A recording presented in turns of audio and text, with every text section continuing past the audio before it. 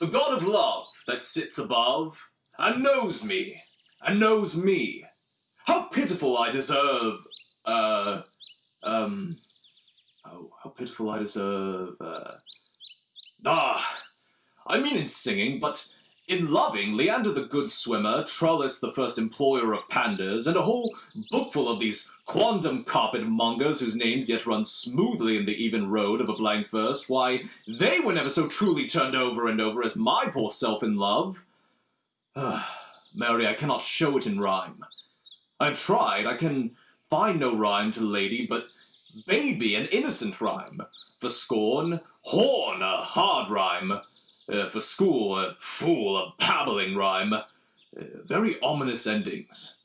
No, I was not born under a rhyming planet, nor I cannot woo in festival terms. Sweet Beatrice, wouldst thou come when I called thee? Yea, Signor, and depart when you bid me. Oh, stay but till then. Then is spoken.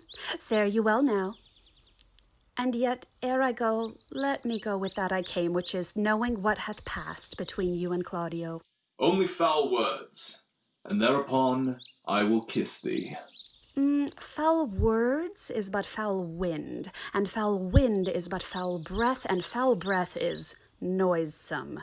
Therefore I will depart unkissed. Thou hast frighted the word out of his right sense, so forcible is thy wit.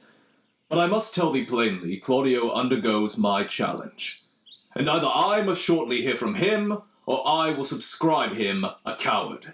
And, I pray thee now, tell me for which of my bad parts didst thou fall in love with me? For them all together, which maintained so politic a state of evil that they will not admit any good part to intermingle with them. But for which of my good parts did you first suffer love for me? Suffer love? A good epithet!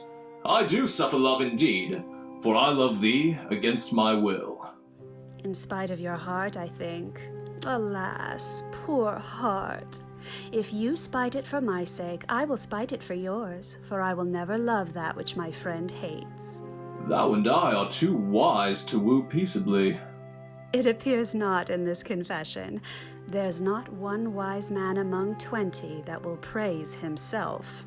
An old instance, Beatrice, that lived in the lime of good neighbours. If a man do not erect in his age his own tomb ere he dies, he shall live no longer in monument than the bell rings and the widow weeps. And how long is that, think you? Question. Why an hour in clamour and a quarter in Rome? Therefore is it most expedient for the wise, if Don Worm, his conscience, find no impediment to the contrary, to be the trumpet of his own virtues, as I am to myself, so much for praising myself, who I myself will bear witness, is praiseworthy. And now tell me, how doth your cousin? Very ill. And how do you? Very ill, too. Serve God, love me, and mend.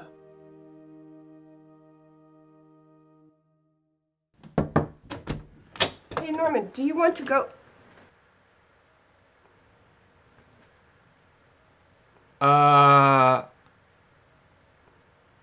This is exactly what it looks like.